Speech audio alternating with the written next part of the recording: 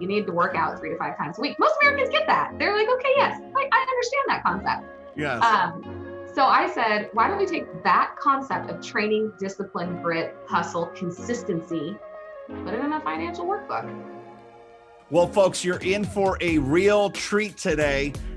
We are so excited to have our guest, Hillary Seiler, with us. And I will tell you, there's so many wonderful things I could share about Hillary, going back to when I first received an introduction to her through my dear friend and performance coach, Ben Newman. But Hillary, today, we're going to let her tell the story. And she's a perfect guest for our podcast around vision, hustle, grit, and gratitude, what it takes to be in the 1% of top 1% in performance. And Hillary is a financial educator, coach, speaker, and now author. She's the owner of multiple businesses. We could call her a serial entrepreneur if we wanted to. Hillary, thanks so much for being with us today. Thank you for having me. I love what you're doing here and what you're providing to people and giving them that grit and that hustle and a little bit of gratitude, which I think we all should have a little bit of that every day. Thanks for saying that. I know when we were in the green room, we were talking about your worldly travels. But before we get into that, I want to ask you the same 3 questions I ask everybody. What is your favorite color? Blue. Awesome. Favorite afternoon snack? Pasta. Don't tell anybody. People usually like crackers. No, pasta. Like, that's my go-to. You're the best. I'm glad. I love it that you're always honest. And lastly, favorite childhood superhero? Oh, definitely Captain America. Oh my gosh, my son Atlas would love you. So love that. Tell me, we were talking about just how much I see you traveling the world. Talk to us about where that interest and that passion came from, and how do you give yourself permission to do that when I'm just surrounded by people who are like, oh, I wish I could travel more. And I see you just doing it so gracefully and with so much gratitude for having the ability to do that. Talk to us about where that came from and why you do it. Yeah. That story is, it was my life changer. My mom was very, very sick from the age of 19 to 26. She passed when I was 26 years old. And prior to that point in my life, when I was 26 years old, I didn't travel. As a kid, we didn't travel. Our big travels were, camping trips and to the beach in Oregon. So we didn't go very far, and which was great. I loved it. I had a great childhood, no complaints, but I hadn't seen the world.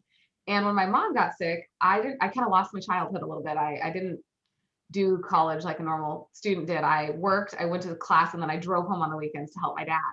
And when she passed away, I was 26 years old. I was working full time. I was helping out caretaking with my father. And I didn't really know, what life was about. And I didn't feel like I knew anything. I had 0 experiences. I was in my little Oregon bubble, and woke up one day and went, I need to go learn something.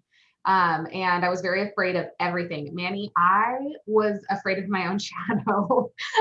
Which I have a hard time believing the way I know you, right? Well, and as a speaker, I've been a speaker for years. I have no problem getting up in a room and speaking, but to actually go out and do something on my own without my support system, to leave my little bubble, I was very scared of it. And so I did 2 things.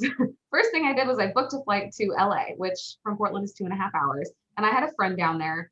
And I said, I'm going to go to a hockey game. I love hockey. I'm a huge hockey fan. So I was like, I'm going to go to a hockey game. Never been to a live NHL game before. I was like, that's going to be my thing. The next thing I did to get out of that bubble was I got a tattoo in memory of my mom. And that kind of broke me open as a person. And so I went down to LA and I had a great time. I had an amazing time. And then I came back and I went, well, I wonder what else the world has to offer. And you'll see my dog in the background. I apologize, work from home.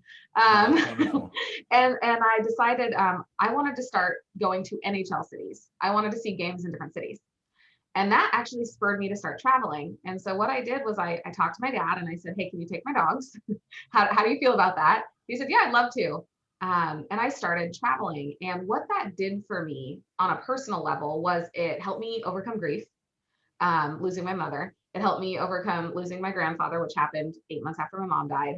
And I was going through some stuff, and travel was my healing mechanism. It was my compass to guide me back to the person I am today. And so that's my travels. That's why I travel. And I do it so freely. because it is my way of continuing to grow, truthfully. Every time I go to a different city, it's a different vibe. It's a different group of people. It's a different experience. And I thrive on that. It's interesting that you're bringing up how a very difficult moment and stage in your life, which actually was really long. Yeah. Right. If I'm listening Really from 19 to 26, your mother was, battling her condition. mm-hmm. And then you came out of that sort of, I call it a dark tunnel, with just like this incredible vision for what was possible. And I look at, I've looked at your professional resume and your background, and you've started a number of businesses since. Where does, I guess I kind of get it, but where did the confidence and the courage to like launch Seiler FEC, right? It's financial education coaching or consulting? Consulting, yeah. Consulting. I mean, where did that confidence and courage come from? And talk to me about the mentors or advocates that you've had in your life who helped to instill that in you. Yeah. I have 3 mentors that are still to this day in my corner. The first one's my father. He, 40 years in finance. Finance was a conversation at our dinner table every night. So for me, we grew up talking about it. Yes. And my little brother started investing when he was 8. He took $1,000 and started investing in the stock market when he was 8 years old. He is now 32 and a financial advisor. I remember us talking about him the first time we spoke. Yeah, okay. He's awesome. And so finance was in my blood, but my mom was an entrepreneur. She owned 4 different businesses through the course of her life with me alive, I should say. And I always loved the idea of impacting people. That was my thing. I really liked making a difference, but I liked doing it under the radar. I didn't want to be spotlighted because that doesn't look fun. Just the celebrity life doesn't look very fun to me. But I loved watching people succeed. And when that light goes off and you see someone succeed, it is that, oh my goodness moment. I have changed their life. And for me, I thrive on that. I thrive on the experiences and impacting people. And so I said, well, how do I do that with the skills I have? And I was a public speaker. I was a national award-winning speaker in high school. Then I stopped doing it in college because my mom was sick. And I realized I liked it and I liked helping people. So a few of my friends were in the NFL and they called me up and had some money questions, and I put 2 and 2 together. Took me a few years, but I pulled it all in and said, I'm going to go help professional athletes. And that's where I met Ben Newman. It was my first interview with the Dolphins was when I met him. Oh my goodness. And okay. I would say, is my second mentor. I get to learn from Ben every day. He always is providing really great content around motivation, drive, hustle, get out there and do it. Stop holding yourself back. Very similar to yourself, which is why you 2 align. And I follow both of you so religiously. And my third mentor is my business partner, Douglas Rupp. And he's been my mentor for 12 years. He found me in banking when I was with US Bank years ago. Okay. I saw the US Bank on your resume. Yeah. So mortgage was where I really started, and I still do it to this day because everything changes in mortgage all the time. So it keeps me current on what's happening in the real estate world. Yeah. Yeah. And Douglas has been my mentor, and is my direct manager for that role. And so when I started Seiler FEC and Financial Footwork, I called him up. I said, hey, I'm going to do this. And I don't think anybody believes that I can, but what do you think? He said, go do it. He said, what's holding you back? I said, well, really nothing. And he said, yeah, let's go. And so he's been with me on the ride. He believed in me so much that I gifted him 10% of my companies when I started, because he's been in my corner for so long, for so many years. And he's constantly pushing me. I mean, we have weekly, well, now daily meetings about the things that we should be doing. And so having him in my corner has been great. So those 3 men are people I truly look up to. And everyone asks me, do you have a female mentor? And she's my mom, but I don't have her anymore. And I watched her just hustle through everything. But the people that I rely on the most are my inner circle. And those are the people I'm sharing today. Yeah, you know what? I really enjoy some of the comments that I see you make, and some of the commentary that you add. You just strike me as someone who's always pouring water into other people's wells, right? Instead of just drinking from the bottom and depleting the resources. And I'm thankful for the relationship that we're growing because of that. I consistently hear you talk about helping others, you know, and that, I mean, that just really, I mean, it gets me excited. It speaks to the mindset of abundance that I can work really hard for the benefit of someone else. And I genuinely believe that I'll be rewarded in some way, shape, or form someday down the road for doing the right thing. One of my mentors, John Vaccaro, who's the head of Mass Mutual Financial Advisors nationally, he's an incredible man. And he always talks about how when we are in the business of helping others and adding value, business will always be booming. Seiler FEC has exploded. It's been 4 years. And I'm like, how did you grow that? You have a half dozen NFL teams as clients and ongoing relationships that you're growing and pouring into, dozens, if not hundreds of professional athletes. Talk to me about the secret sauce, because 5 years ago, it didn't exist. You know, I have to say that, and I've always said this, the secret sauce is my people. The people that I bring in to work with me at the facilities. And we started in 2017. We landed our first contract in 2018 with the Dolphins, which is Caleb Thornhill. I will sing this man's praises for the rest of my life. He is the most humanitarian person I've ever met. He is always doing everything for everyone else. And he gave me a shot. And you know, he's a Spartan dog. He's a Michigan State Spartan dog. He is a Spartan dog, and he will not let you forget it. Honestly, just one of those people you meet in life that changes your life. And he had never met me. We'd never met in person until the day I walked off the plane in Fort Lauderdale, and he introduced himself and I introduced myself, and that was it. He gave me an interview without ever even talking to me, really. We talked on the phone once, and that was enough for him. And so to have someone of that quality look at you and say, there's something about you, it was inspiring for me. And then he started introducing me to people like Ben Newman and yourself. And it's been a ladder effect. And that ladder keeps just growing, going, and getting taller and taller and taller. And after meeting Caleb, one of the things that I learned was that it's not so much about how many people you have that you're working with. It's the quality of work you do for the people you are helping. And that was when the doors opened, the floodgates opened, so to speak. I wasn't marketing to every team. I was being very selective. I worked with Caleb for a year, and I said, who should I call? Is there someone you think I would be a good fit for and my company would be a good fit for to help their guys? And sure enough, I got a call from Ron Brew at the Browns, and I talked to Jacques McClendon at the Rams, and they both brought me in that year. And from there, it went to the Niners and then the Packers. And now we're talking to, I'm missing a team, Indy's on our roster, Kansas City, Minnesota.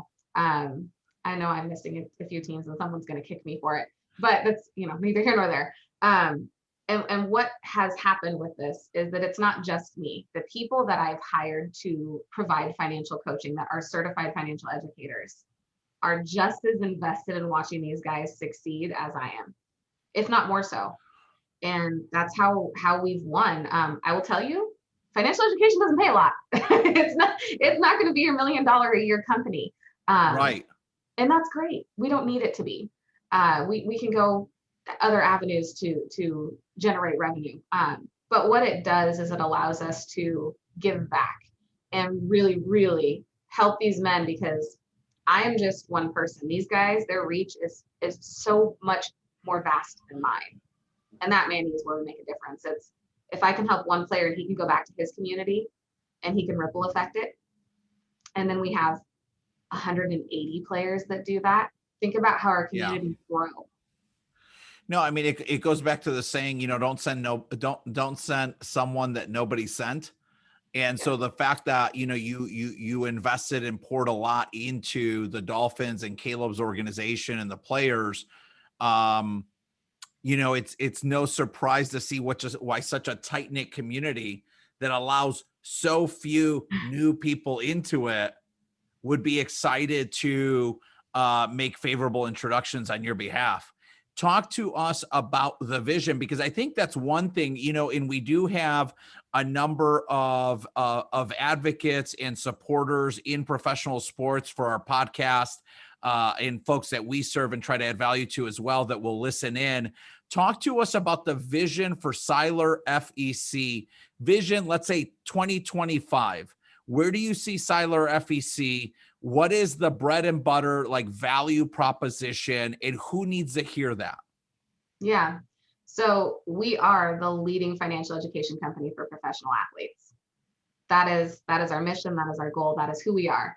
And 2025, we would love to be working with all 5 major professional sports, from MLS to NHL, NFL, which we're already in, MLB to NBA. And ideally, the long-term goal is to be able to make an impact in all of the organizations across the US and in Canada. We are already working with the NHL Alumni Association, helping the retired guys, which has been really fun. And I think that's maybe where my passion comes from. I think it's fun to watch people win. I just think it's really fun. It's so exciting. And that is my long-term vision for the company. How we can scale it, still working on that, because as you know, it's a very tight-knit community in the sports world. Yes. And not everybody's allowed in the door. And I have to be— I know that very well. Yes. Right. Just as you have to be selective who you bring into a room, I have to be careful that the financial coach I bring in doesn't fanboy out when they see 53 NFL players sitting in front of them. They just see 22-year-old men that need help. And that's a hard thing to find. Yes. And our onboarding process is not simple, but I believe it also helps us find the right people. And that's my vision. I want Seiler FEC to be the leading financial education resource for all professional athletic organizations. Yeah. And, I smile, and I made that comment that I know that very well, because I've had so many phone calls never returned. I've had hangups, being in a related business around financial education, empowerment of human beings. It's been 19 years of consistent rejection, right? Yeah. And I think that's what I admire most about what you've been able to build in less than 5 years. And it really speaks, and this is, I think, a key point that folks need to take away from this as they consider reaching out to you in the future. It really speaks to the value that Hillary's team is providing, not just the organizations, but these young men and their future legacies that they'll create through the decisions they make in their relationship with money today. And that's so, so powerful and just admirable, because you're right. It's a space that I think people think is very luxurious and high end, and like everything is like, oh, these experiences are unbelievable. But it's not a get wealthy anytime soon business.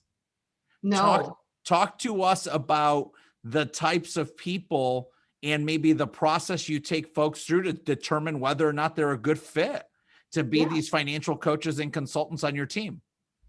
So you have to get through the 4 owners of my company, me being the primary owner, my business partner, my dad, and my brother. If all 4 of us like you and we like your that's vibe, awesome.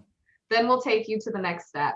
And that is, I require minimum 10 years in the finance industry in some capacity, whether that is in banking, in mortgage, in real estate, something that has to do with finance, understanding fundamentals, because that's what we teach. We teach fundamentals. We never get into advising of any kind. We strictly leave that to the FAs. As you know, we refer to people like you because that is exactly what you do. And Julius and I talk about it all the time. He's one of my former players. Lean on experience. And so what we do, lean on experience. Yes. And so I am not going to tell somebody to buy life insurance. I'm going to say, you need to go look into it and get your options. But I'm not going to be the one to tell you what you have to do. I can help you analyze it. But again, I'm not your advisor. And so what we have to do when we're hiring coaches is have them understand that we are the tool belt and we're going to give all of the options, but we're never going to guide in one direction. The only thing that we can guide on are interest rates. So if a guy calls me and says, hey, I have a 600 credit score and I'm going to buy a car at 22% interest, I'm probably going to tell him no. Yeah. And this is why, and here's how we'll get you to a better rate. But outside of that, my coaches can't. I did have someone call me who's a real estate agent who wanted to promote his business through my company. And what has made us successful is we don't promote our businesses. My players have no idea that I do mortgage, and they will never know because it's not important. It has nothing to do with me as an educator. And also, I would never cross that line. And so that is an expectation of my coaches. They have to have 10 years in finance. They have to understand that all they are as financial coaches. No other businesses can be sold or will be sold. And again, that's why the teams love us, because we're not pouring products down their throats by any means. We're just giving them tools. And then you have to go through, there's 4 certifications you're required to have to work for my company. And they're all financial education certifications. One is through FINRA, one is through the National Financial Educators Council. I require that you become a senior credit counselor. I'd like everyone to know everything they can about credit. And then the last one is close to my heart, and it's a business consultant coaching license. Because if we're going to be helping these guys write business plans, which we do a lot of, and develop ideas, whether it's from a tech startup where we put them with a top venture capitalist, or they want to just buy a bunch of properties and we pair them with a very good real estate agent, we are helping them take the steps to get to that point and helping them find the right professionals. Now, we don't refer all that often. We ask them to go find those people. We always have them interview 3, but that's really how we've done it is we are just their coach. We do nothing else. So that's super helpful. So let's pivot briefly to the type of client that you serve. I know that your concentration to this point or to recent times has been around professional athletes. And I want to speak in a little bit about the pivot you're making to into non-professional athlete American households, right? And adding value to everyone. Yeah. But let's pinpoint who the ideal sort of profile is of someone who's in a good position mentally to be able to benefit from the education, coaching, and consulting you're providing. Because I have to believe not every financial or every professional athlete is financially ready or mentally ready to benefit from what you teach. I would agree with that. And I don't think finance is something that you stop learning. I think it's something you learn your whole life. It's one of those, and I know you agree with me wholeheartedly on this. You're always learning about money and how you feel about it and what you think about it and how it impacts your choices. My ideal client for Seiler FEC is an athlete who's ready to train. And most of those guys they're ready to train. They're there. They understand the basic concept of training. And what I had initially done with Seiler FEC was I focused wholeheartedly on professional athletes, but I kept getting calls. Hey, Hill, can you help me put a budget together? And these are friends of mine. These are just people like me who have a job and don't make a lot of money. And I said, yeah, of course, how can I help you? And I started realizing that the need that I am teaching with these professional athletes is everywhere, but I can take my approach with athletes and people resonate with it, everyday people. And what I ended up doing was I created a company called Financial Footwork. And our goal is to have you train your money like an athlete trains for success. So I meshed sports, I meshed personal training and personal development. So some of the concepts I've learned from Ben Newman and yourself, and I paired it with money. And I said, I'm going to teach people how to train their money like they would train in the gym. Because most Americans understand the concept of lifting weights 3 to 5 times a week. You need to work out 3 to 5 times a week. Most Americans get that. They're like, okay, yes, I understand that concept. Yes. So I said, why don't we take that concept of training, discipline, grit, hustle, consistency, put it in a financial workbook. And so we created Financial Footwork, and I created a 12-week training program, a 24-week training program, and a 1-year training program, starting with the fundamentals. So anyone who just does not understand money, they go through the 12-week program. Somebody who gets it a little bit, sort of has a budget, but needs some help honing it in, they go through My Money Playbook 2.0, which is the second portion of our training. And then we have the full 12-year program, or 12-year, try again, 12-month, which allows people to really get the fundamentals of finance. So by the end of this program, the idea is that you have a fully functioning budget. You are on track with your savings plan. You have a debt payoff plan if you need it. Whether that's a year to 5 years, you've got a plan for how you're going to pay your debt down. You're writing financial goals. You're starting to learn about real estate, investments, alternative investments. And so the idea behind this program is to establish fundamentals and then allow you to learn the pieces of finance that you're most interested in afterwards. But it takes about a year. I mean, anyone who's doing a budget, you're not going to get it done in a month. It's going to take you 6 to 12 months. Right. I'm always blown away at people who think like, okay, fill out this budget worksheet and okay, check the box. Budgeting is done. No. It's like, no, there's usually like 6 to 8 inherent issues in just the initial draft of data that comes back. Right. And I think what I love is that, you reference the fact that, you are coaching around their behavior with their money. And is it aligned with the written goals or objectives they said they have for their life? I love that. Talk to me about what does that experience actually look like? So is it phone calls? Is it online modules? Is it, homework? What does it look like? And then where can people sign up? So it's this little workbook right here, My Money Playbook, and it's a 12-week training program. So when you're in the gym, it's all about every week you train. Well, we have weekly workouts. You have your weekly financial workout that you do, and that's a couple different exercises. They're habit building exercises, they're financial tool exercises. That's part one. And then part two is the online coaching modules. So there's a 5-minute video that accompanies each week of coaching. And then we have our social networks, which allow people to interact with us and ask questions. So you can go straight into our Instagram and send us a direct message, and one of our financial coaches will answer it. And that is how we've done it so far. Now we are going to start offering webinars. We are going to start offering live videos. But right now, people have really responded to, this is helpful for me because it's on their time. It's 20 to 30 minutes a week training your money. You have your weekly exercises. You know exactly what you have to do. You have a coaching video that takes you through it. It's just a matter of sitting down and doing it.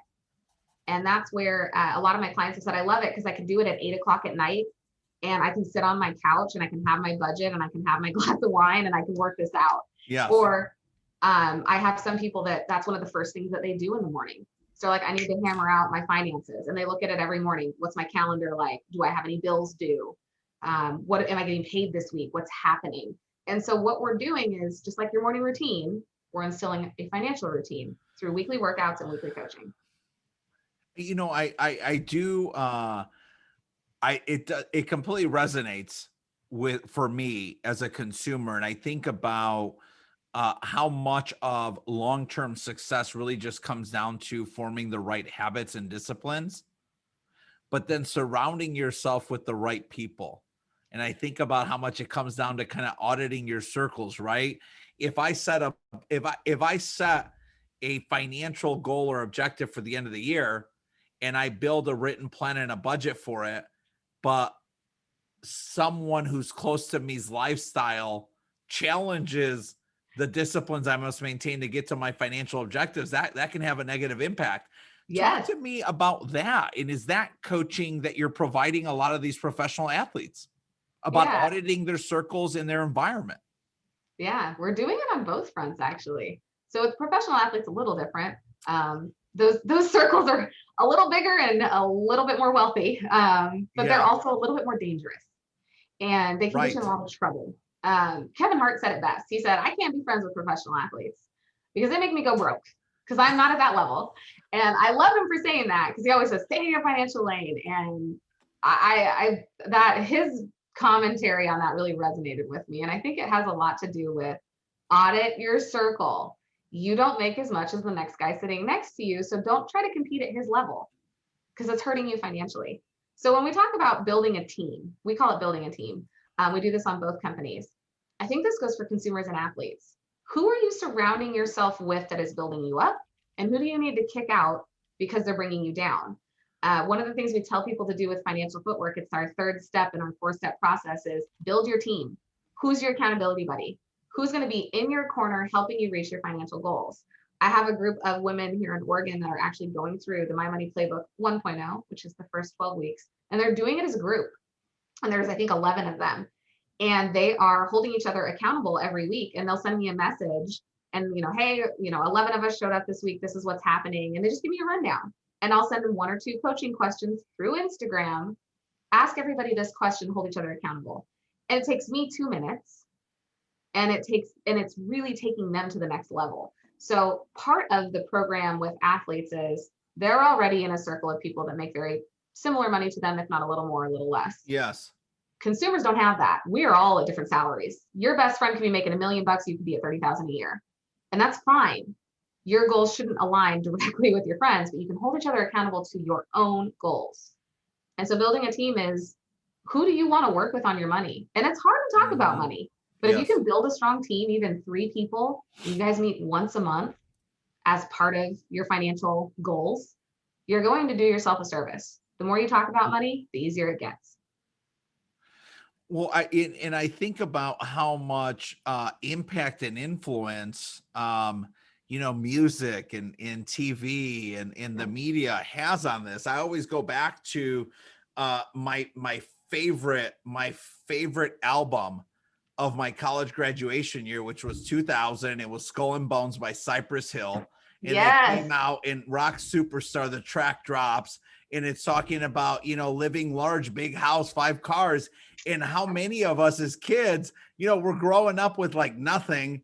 And all we're doing is daydreaming about what rap albums and rock albums are talking about. And it's just so easy to get lost in fantasy land and forget about the consequences of bad decisions.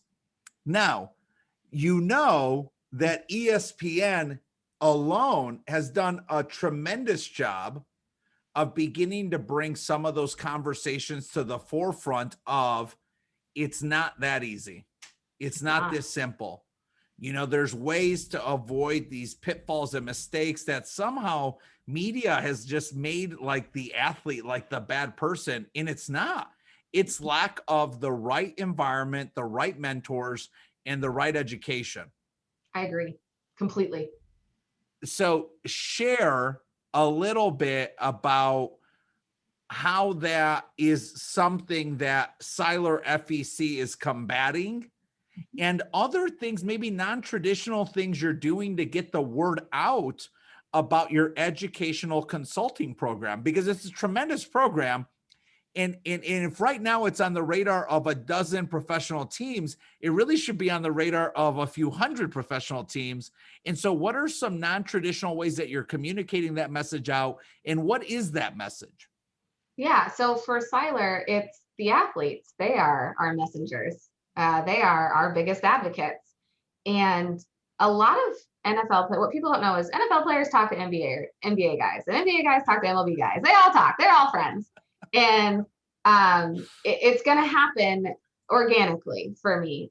This isn't something I can push, not in this world, not in the world that I play in. And my sports court is 5 professional athletic, or excuse me, the big 5, all of the athletic organizations. And in that court, you have to earn your keep. And it went really fast for me at first. And it wasn't something that we pushed. It was something that other people pushed for us because they saw value. So now it's just a matter of, we are known in the MLB, we are known in the NBA, we are known in the MLS. They're already working with the NHL Alumni Association. It's a matter of how they can implement it if they have a budget for it. And realistically, what people don't think about, and as you were saying, everybody says, oh, you have so much money, it's easy. And Biggie said it best, and Julius and I say this all the time, more money, more problems. Not always the case, but it brings a set of problems that are new and things you may not have experienced. And so athletes are given a bad rap because they are 22 years old. How much did you know about money when you were 22? Oh gosh, we laughed that we didn't start saving until like 5 years ago. I'm 43. Yeah. Right? And you had a 22-year-old $1 million and you still don't spend it. Yeah, freaking right. At 22, I would have blown all of it.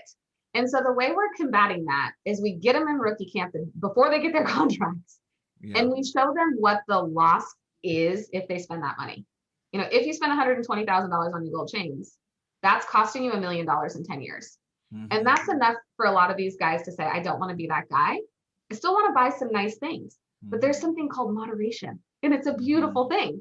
And a lot of these guys are hearing it from older players. Veterans are in on this train now. They're our biggest advocate. Hey, go listen to Douglas, Zach, Katie, Coach Hill. Go listen to them. Believe it. Because they're going to help you.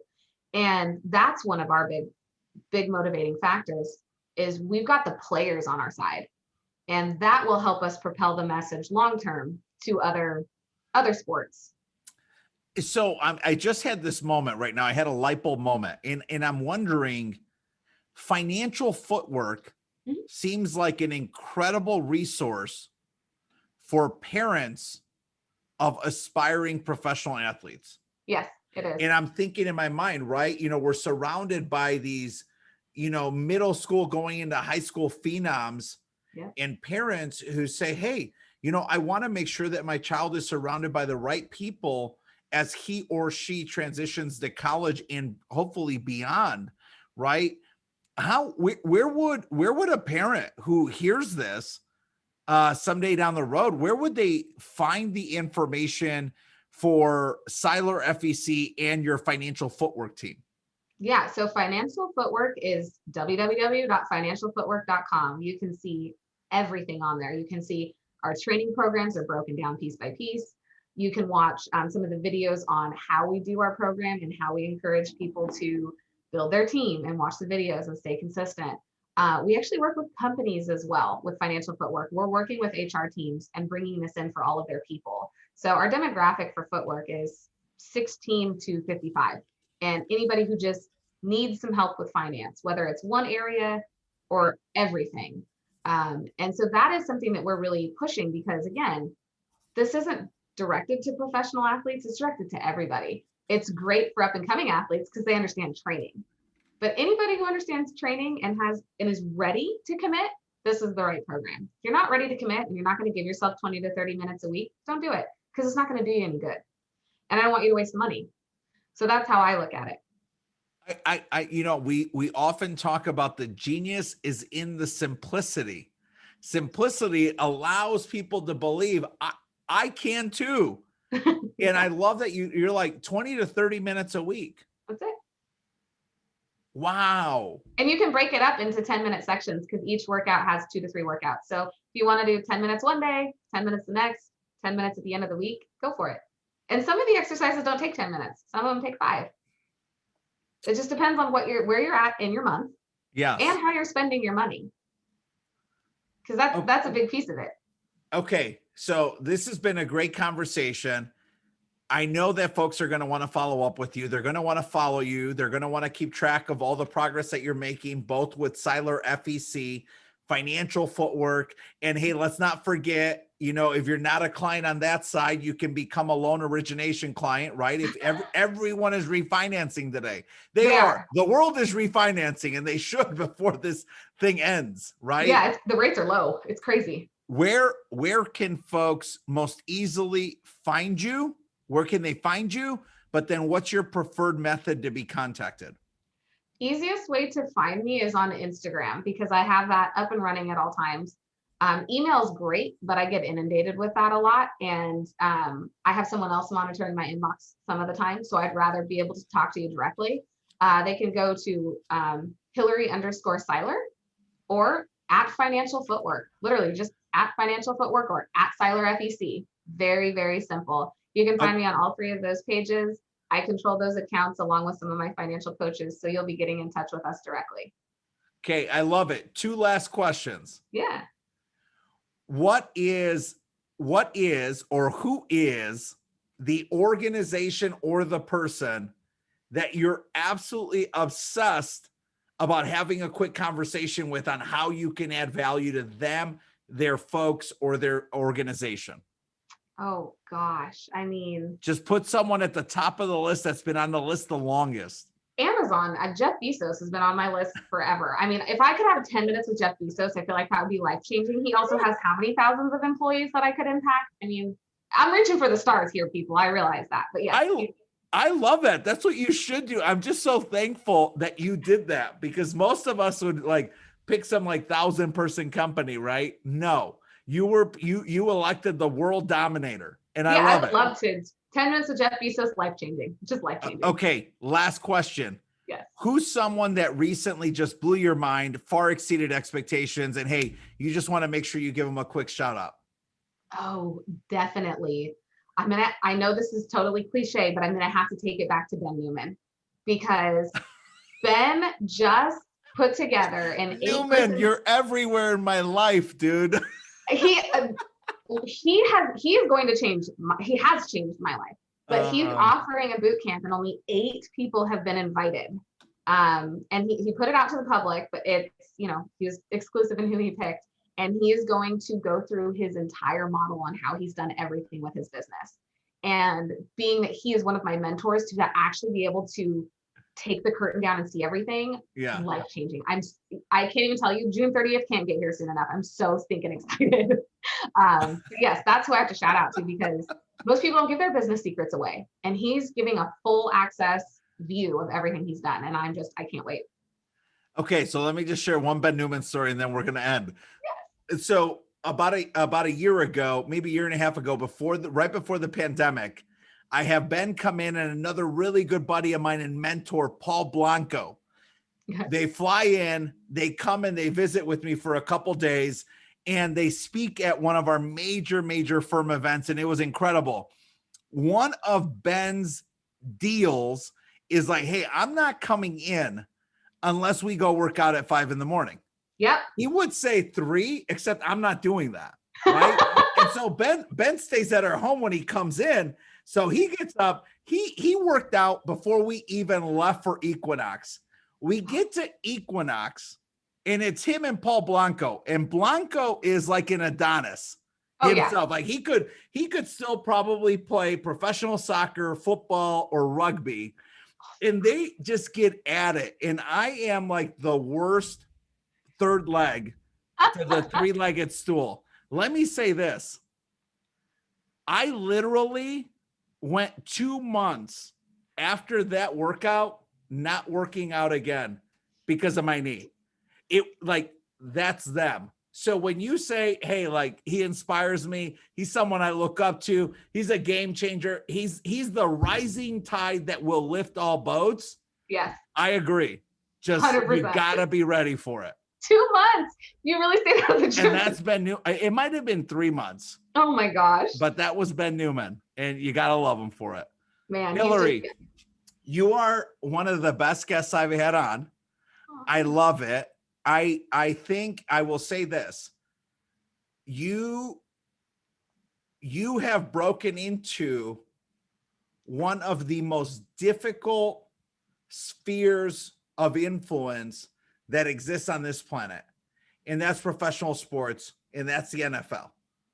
And I just admire and respect so much what you've been able to do. And now that we can connect the dots backwards to what happened in your personal life and where this massive vision and inspiration and courage came from, it just made it that much better. I'm so thankful you were with us today. I look forward to our growing relationship. And I mean, I just wish you nothing but the very best. I hope you keep dominating every single thing that you touch. Thank you. It's been wonderful. You guys, you and your team are awesome. And I love talking to you. This is great. Thanks, Hillary.